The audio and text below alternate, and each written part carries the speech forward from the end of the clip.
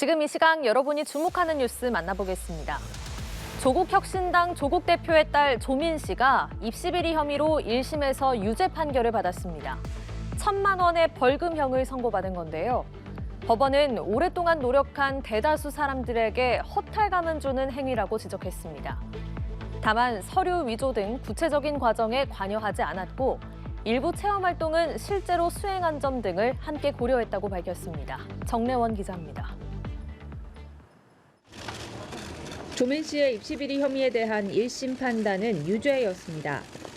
법원은 조 씨의 공소 사실을 모두 유죄로 인정하며 벌금 1,000만 원을 선고했습니다.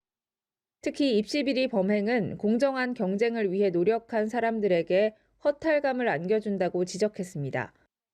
다만 서류 위조 등 구체적인 과정에 관여한 것은 아니고 일부 체험 활동은 실제로 수행하기도 한 점 등은 판결에 고려했다고 설명했습니다. 조 씨는 재판 결과에 대해 별다른 입장을 밝히지 않고 법원을 나섰습니다. 오늘 벌금형 나왔는데 어떻게 생각하실까요?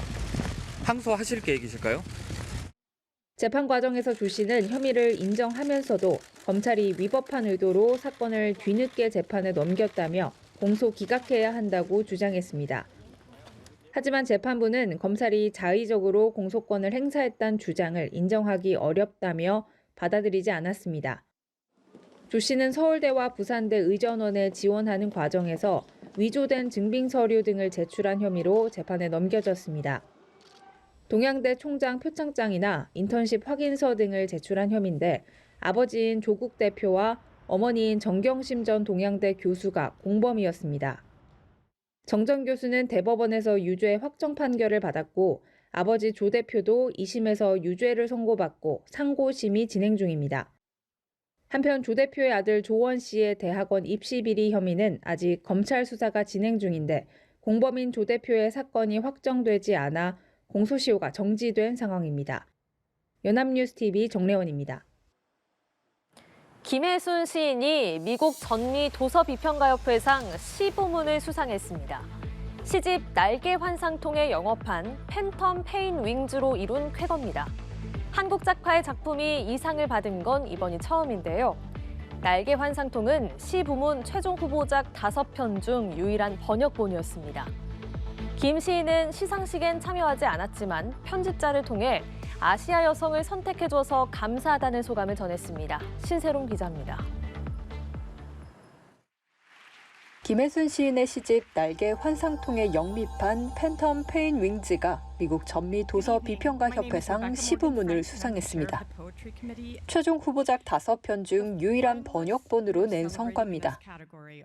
A stunningly original and audacious work in which grief and interventions with patriarchy and war trauma are embodied in a capacious and visceral ventriloquism.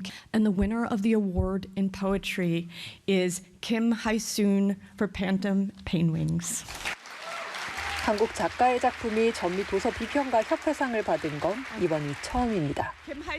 김 시인과 한국계 미국인 번역가 최돈미 시인은 시상식에 참석하지 않아 편집자 제프리 양이 수상 소감을 대신 전했습니다. Thank you for choosing your other Asian woman as Phantom Pain Wings did. This book was written with Don-Mi Chae. I feel like we are accepting this award together.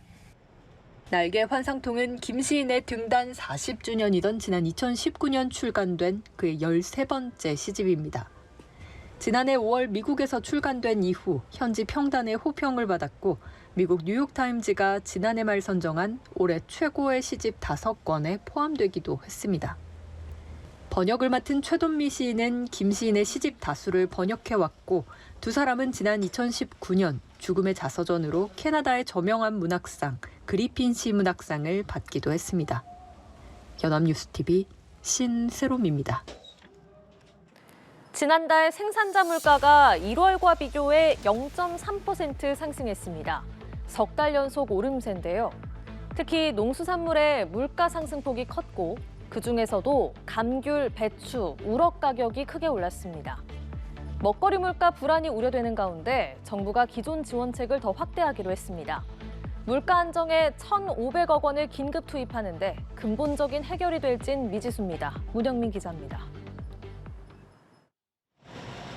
생산자 물가가 꺾이지 않고 있습니다. 지난달 생산자 물가 지수는 1월보다 0.3% 높은 122.21.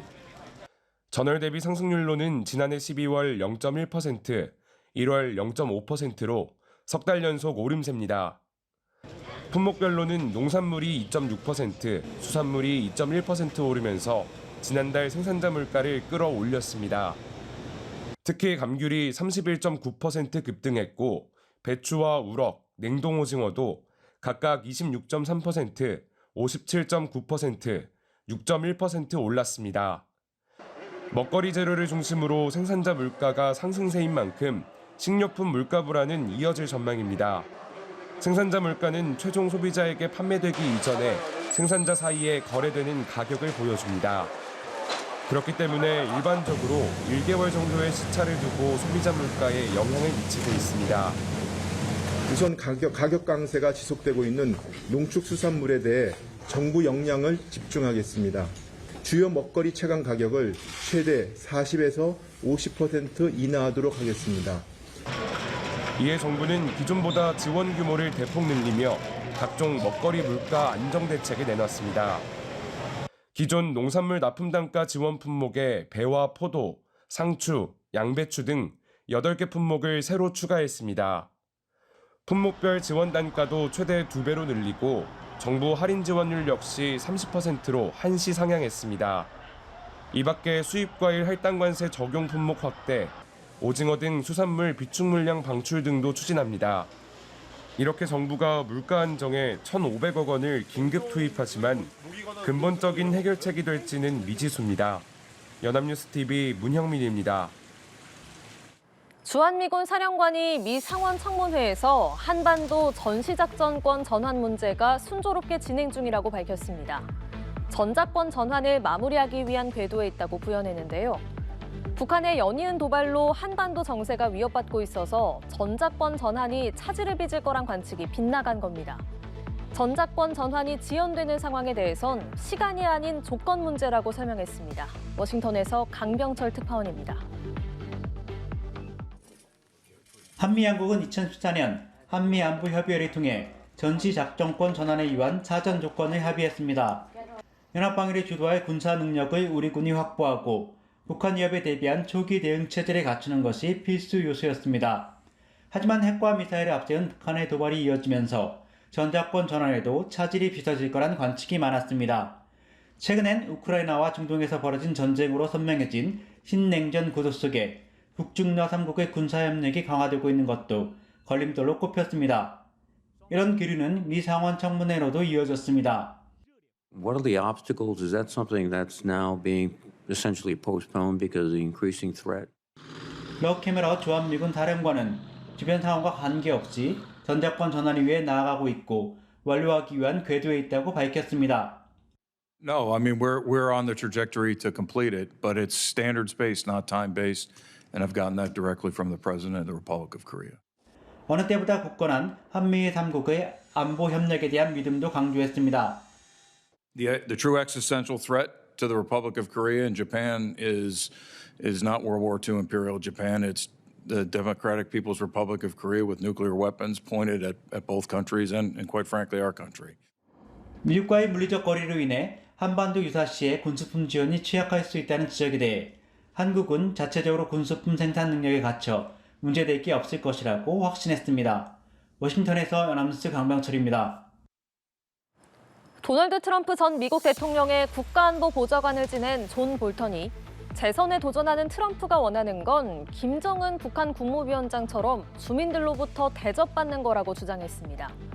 그동안 트럼프의 외교안보 정책을 비판해온 볼턴이 다시 한번 수위를 높인 건데요. 볼턴은 조 바이든 대통령에 대해서도 외교안보 책임자로서는 부적격이라고 평가했습니다. 오는 미국 대선에서 누가 당선돼도 안보 위협을 막기엔 역부족이란 겁니다. 이치동 기자입니다. 볼턴 전 보좌관의 발언은 정치적으로 김정은 위원장이 트럼프 전 대통령의 롤 모델이라는 뜻으로 요약됩니다. 볼턴은 소셜미디어 X에 트럼프는 미국인들이 자신을 북한 주민들이 김정은에게 하듯이 대해주길 바란다고 적었습니다. 트럼프의 뒷모습을 촬영한 20초짜리 영상도 같이 올렸습니다. 최근 회고록과 여러 언론 인터뷰를 통해 트럼프 전 대통령의 외교 안보 정책을 강하게 비판해온 볼턴 전 보좌관이 급기야 트럼프의 정치적 목표를 북한식 숭배에 빗댄 겁니다. 올해 대선에서 조 바이든 대통령과 맞붙는 트럼프는 실제 그간 여러 차례 공개적으로 김정은과의 친분을 과시했습니다. And he's negotiating our nuclear package with Kim Jong-un, who won't talk to him, by the way. He won't even talk to him. North Korea won't talk to him, but he likes me. He likes me. 시진핑 중국 국가주석, 푸틴 러시아 대통령 같은 일명 스트롱맨들에 대해서도 호의적인 태도를 보여왔습니다. 볼턴은 2018년 4월 트럼프의 국가안보보좌관으로 취임했습니다. 하지만 대북 정책 등을 두고 트럼프와 불화를 빚다가 이듬해 9월 경질됐습니다. 2019년 2월 하노이 북미회담에서 트럼프가 김정은의 요구를 들어주려 했지만 대북 강경파인 볼턴이 강력히 막아 합의에 이르지 못한 것으로 알려졌습니다. 볼턴은 영국 이코노미스트 기고에서 트럼프뿐 아니라 조 바이든 대통령도 외교 안보 수장으로서 적합하지 않다고 주장했습니다. 11월 대선에서 누가 이기든 그간 해온 걸 보면 안보 리스크를 관리하고 당면한 위협을 막아내기는 어려울 거라고 직격탄을 날렸습니다. 연합뉴스 이치동입니다.